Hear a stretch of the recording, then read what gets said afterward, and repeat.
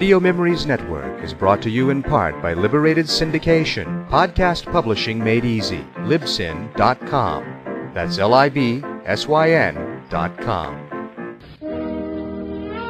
Welcome to the Old Time Radio Network Detective Stories, continuing America's love affair with private eyes. We now go back to the early days of radio and our imaginations with our feature presentation.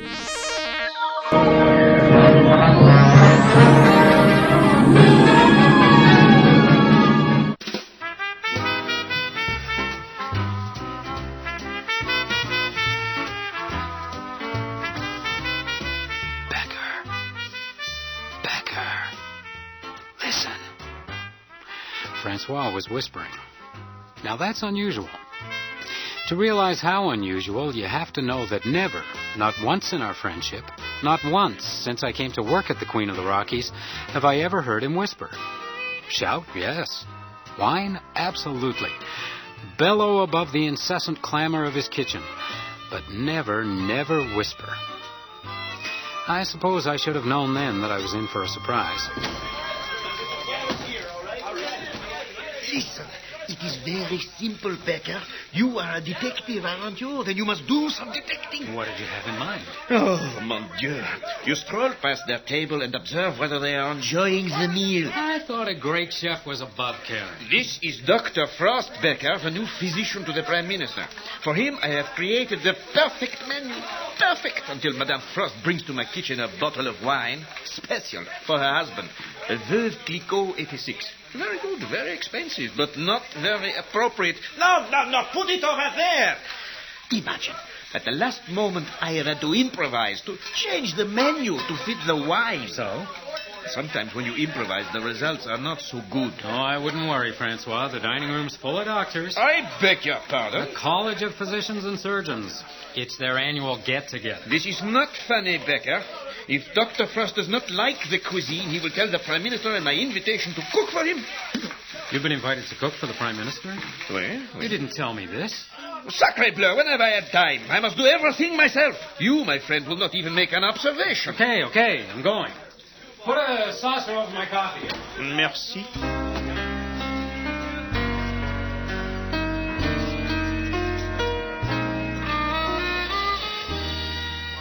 Dr. Frost's party was seated on the opposite side of the room from the kitchen, overlooking the mountains.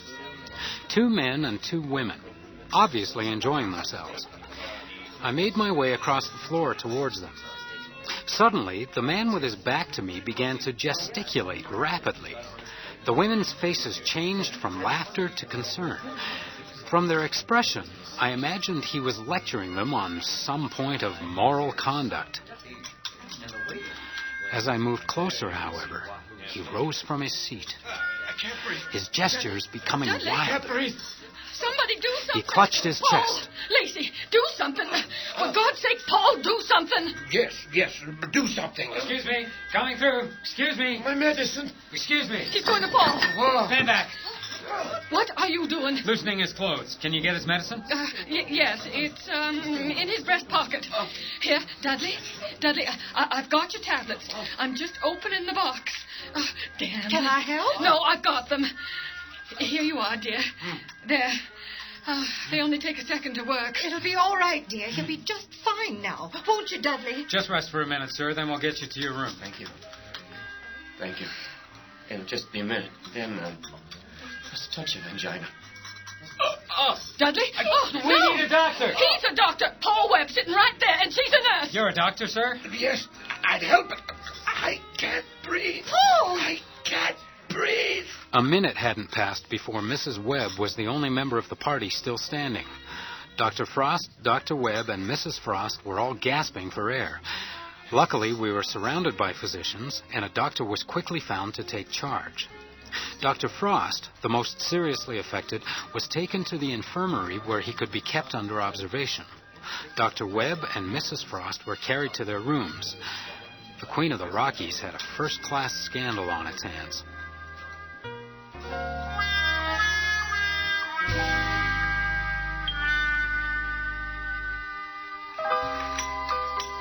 Food poisoning. Food poisoning? Oh, Becker, I thought you were my friend. Don't be silly. I run an immaculate kitchen, Becker.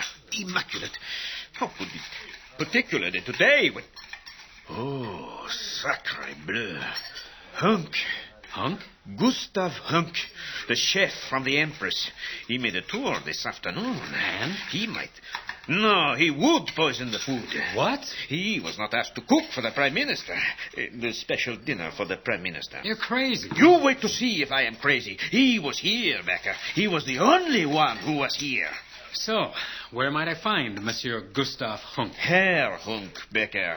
Herr Hunk is staying somewhere in the hotel. Yes? Becker, Mr. Hunk, the house detective. Yes? What is this about?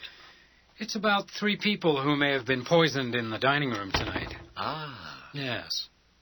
I understand you toured the kitchen this afternoon. Did you notice anything unusual? It is not my kitchen, Mr. Becker. So, did you or didn't you notice anything? A lady brought in a bottle of wine she wanted to serve. It was an inappropriate wine, true, but Monsieur Martel panicked. He decided to reinvent the entire meal. And? And he could have dropped anything in without realizing it. Just out of interest, what would you have done if an inappropriate bottle of wine was demanded? One does not make demands on the chef, Mr. Becker. A great chef makes demands on us. I see. Not that Monsieur Martel is a great chef. Still, he is the Prime Minister's new cook. That's something, I suppose. The Prime Minister's... Why do you think he's so anxious? That little Frenchman is about to become a very big man indeed. Permanently? I start here next week. Oh, don't be too sure about that. This poisoning Even is not... a mediocre chef can survive a poisoning or two, Becker.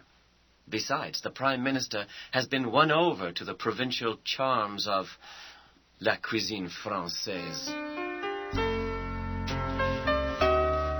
Hunk flashed a wide, self-satisfied smile. Then he shut the door, leaving me alone in the hallway. I wanted a drink. Francois was leaving. I took a couple of deep breaths to clear my head. It was going to be damned lonely around here without him. I took another breath. My chest hurt. But I knew I had to help him. It would kill him not to go.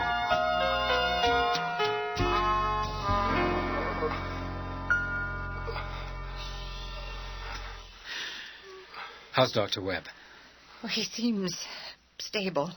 Mrs. Frost said you were a nurse. Yes.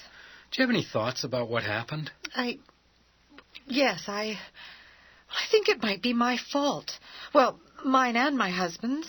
How's that? We gave them a bottle of wine to celebrate Dr. Frost's new appointment. And you think that's what did it? Well, it's obvious, I'm afraid. You see, I don't drink red wines. They give me acute headaches. Well, that's why I'm not... Well, they're all sick except for me. I took it to their suite myself. And that was the same bottle Mrs. Frost took to the kitchen? It must have been contaminated.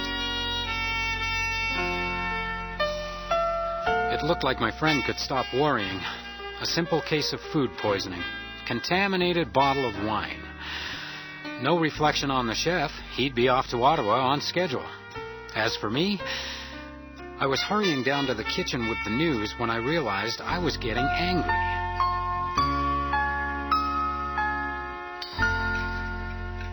I am sorry.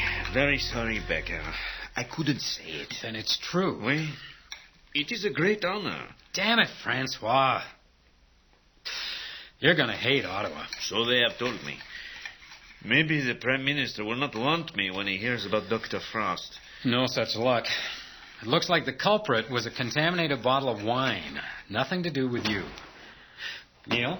Becker, you got any coffee on Francois? Bien sûr, Sergeant. I can't believe it. The place is overrun with doctors, and I can't get a straight answer anywhere. It wasn't food poisoning? I don't know.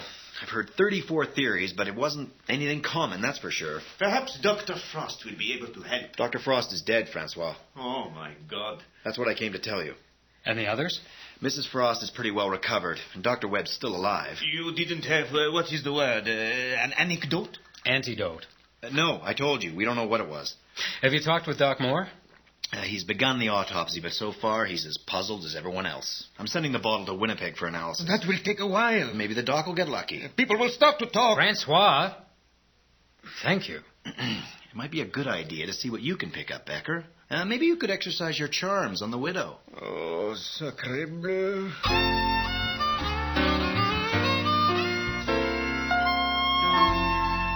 Thank you, Mr. Becker.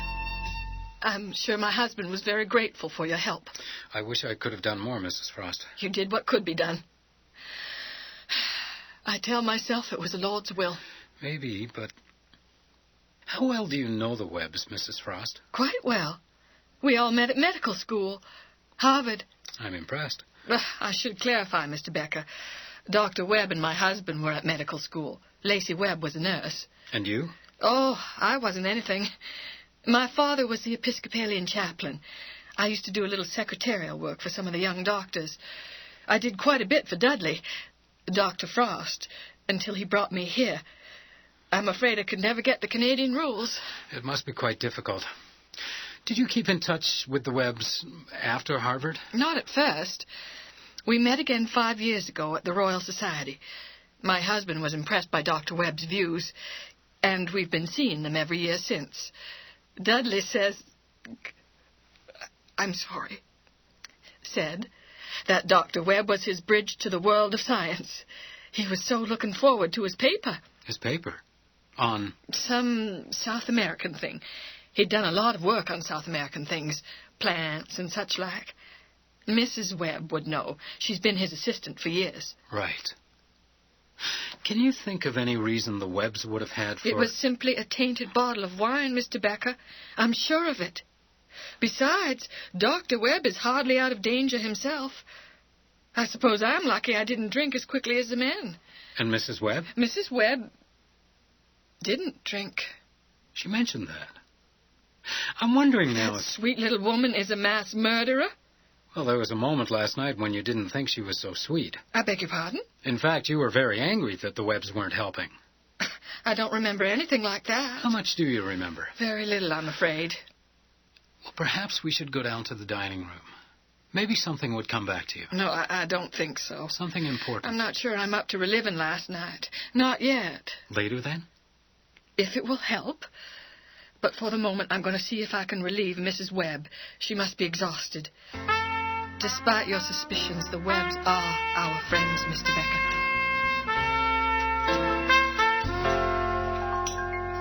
Oui, Sergeant. I know you must find him, but no, it's not... Wait, he's here.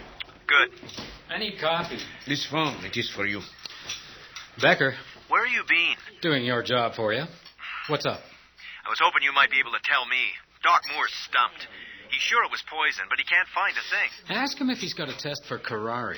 What? Curare. It's the poison the Amazonian Indians put on their darts. Come on, Becker. No. Dr. Webb was scheduled to give a paper on the anesthetic properties of certain Amazonian poisons. According to the conference secretary, that means curare. Either one of the Webbs could have got it, Neil. So, you figure Mrs. Webb tried to kill her husband? That's one possibility. I'll bet she figured that with 3 victims, we'd have to assume it was food poisoning. But only Dr. Frost ended up dead. Different constitutions. He was just unlucky. Yeah, maybe. I think I'll have a look at the scene again, with Mrs. Frost. I went over it pretty thoroughly, but let me know if you find anything. Yep. You got that coffee, Francois? It is the usual thing, eh? For the sergeant, the case is simple. But for you, it is growing more complex. Don't let the band bother you. They're in another world. Frankly, I wish I were as well. I'd like to go home, Mr. Becker. I've never been in Ottawa. I was thinking of South Carolina. This is where you were sitting. Is it? You know, I really don't remember very much. Dudley must have been sitting here. I always sat on his right. That would have put Dr. Webb there and his wife there across from me. You're doing very well. I know how to arrange a table, Mr. Becker, but I really don't remember much more. Let me help. The wine steward had just poured the wine. Yes? And Mrs. Webb didn't have any. That's correct. We toasted my husband, then... I don't think this is going to be much help, Mr. Becker. I think I better return to my room. I'm not feeling... Oh, Mrs. no. Frost. Mrs. Frost. I'm not hurt. I'm not hurt. I'm just not quite as recovered as I thought I was. Let me help you up. I think I'll just sit here for a minute or two. Of course. Oh, I feel very silly. I must... Would you hand me my purse? Here we are. Oh, you must have dropped this, too. That? What is it? A little bottle. Very pretty. It's not mine. It didn't fall out of your purse? It's closed. My purse is closed. Let me see it. Oh, it is very pretty, isn't it? I love that shade of blue. You know, I think it's Mrs. Webb's. She must have dropped it last night. Mrs. Webb's? Are you certain? Not entirely, but... Yes, it's hers. It's a perfume bottle.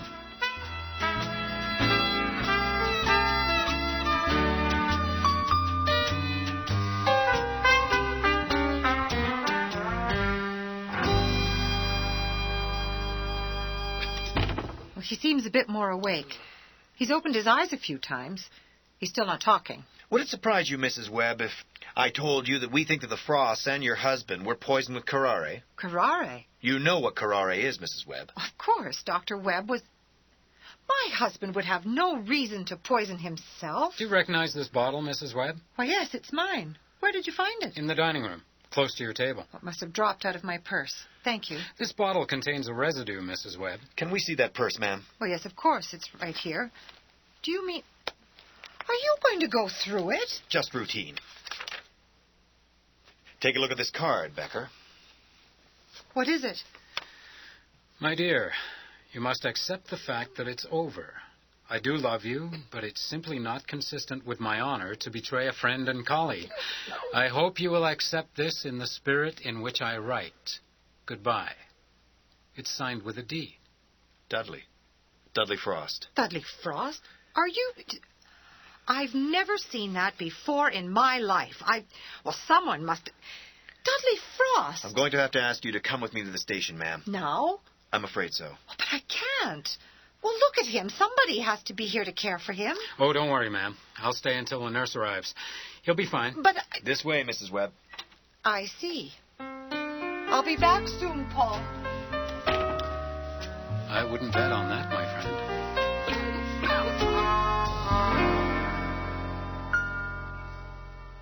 So, I don't understand. Dr. Frost was leaving his mistress, Madame Webb. That's what it looks like. It was not consistent with his honor to betray a friend and colleague. I beg your pardon? That's what he said in the letter, or something like that. Honor must be a very different concept for the French than it is for the English. Same word.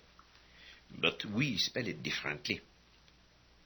Is there a point to this, Francois? I am trying to solve your problems, Becker. How can I solve them unless I understand? Oh, I see. Now, we will continue. Madame Webb poisoned the bottle of Veuve Clicquot. Neil thinks she used a syringe to inject it through the cork, but just enough to make everyone sick, to make it look like the food poisoning. Then she poured the lethal dose from the little blue bottle into Dr. Frost's drink.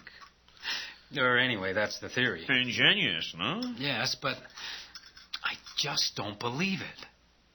I mean, she was sitting on his left. She'd have had to reach right across him to pour it in. That's true. There were 4 people at that table. One of them would have seen her. It just doesn't make any sense. Another coffee? No, thanks. It's the last of the pot. Don't you think we've had enough poisoning around here? The Germans make very bad coffee, Becker. All whipped cream and sugar. Yes. Well, no point wasting it, I guess. Is there? Thanks. Becker, I think we should. Then there's that letter. She seemed shocked when I read it. Perhaps she was ashamed. No, shocked. As if she suddenly realized someone was out to get her. But who? Maybe her husband. Why not? Well, he certainly had better access to the poison than she did. No, but he was sitting directly across the table from Dr. Frost. Same problem. No, the only person who could have given the poison to Dr. Frost without being noticed was Dr. Frost. Perhaps a medicinal powder. No, I thought of that, but according to Doc Moore, he was perfectly healthy. A touch of angina. Besides, doctors never take medicine until they are sick. Ah, oui. I remember the doctor of my family. That's it. The doctor in Lyon. Doctors don't take medicine until they're sick. Oui. That night, you asked me to observe the Frosts, to see if they were enjoying their meal, remember? I went into the dining room, and I think I saw it, Francois. I'm not sure what. It. Listen, Dr. Frost fell to the floor. He was struggling for air. He was calling for his pills. The angina. Exactly. Mrs. Frost took a pill from a small box in his pocket, and she gave it to him. Oui. Well, what if what she gave him wasn't his medicine? I mean, it didn't have to be medicine, did it? It could have been anything. A concentrated dose of curare. She could have murdered him right in front of me. Oh, Becker. I may have watched her poison her husband.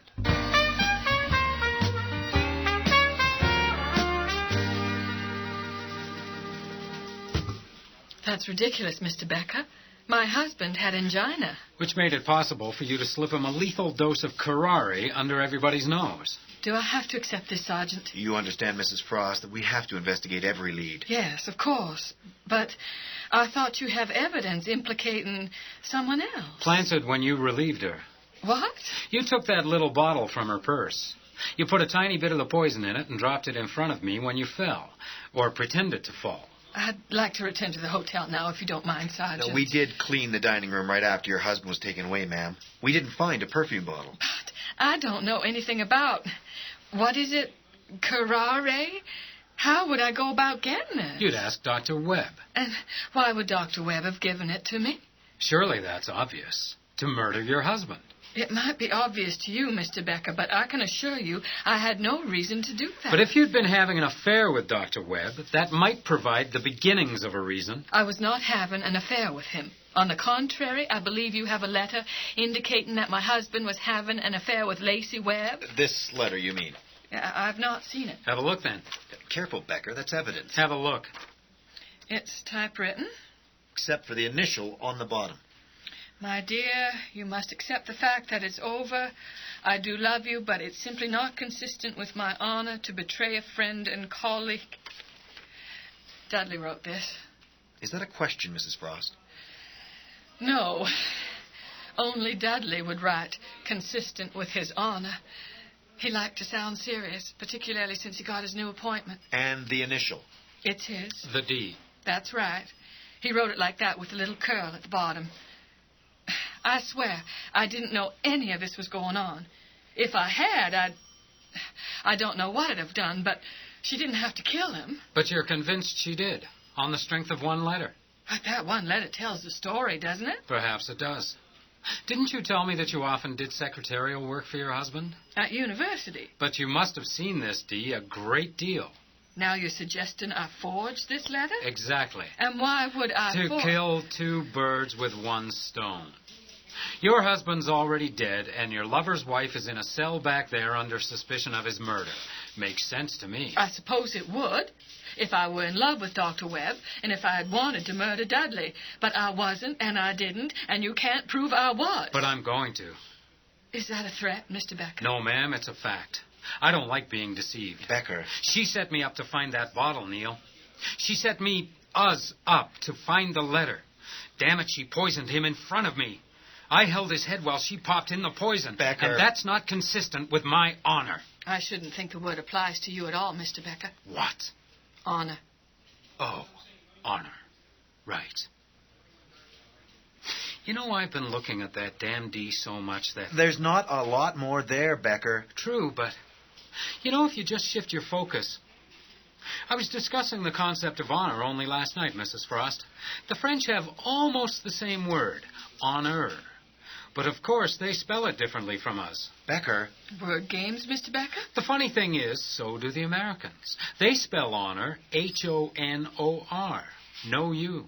I beg your pardon? Canadian rules, Mrs. Frost. You see here? It just popped out at me, like a word game. Right here. Consistent with my honor. No U. This letter was written by an American, Mrs. Frost. Not a Canadian. An American. Who just couldn't get the Canadian rules. May I see that? Right here. It's one letter. But as you said, that one letter tells the story, doesn't it? You think that's enough to convict me? No. But the sergeant will tell you it's enough to hold you until Dr. Webb recovers. I'm not sure about this, but you just may find it's inconsistent with his honor to watch his wife hang.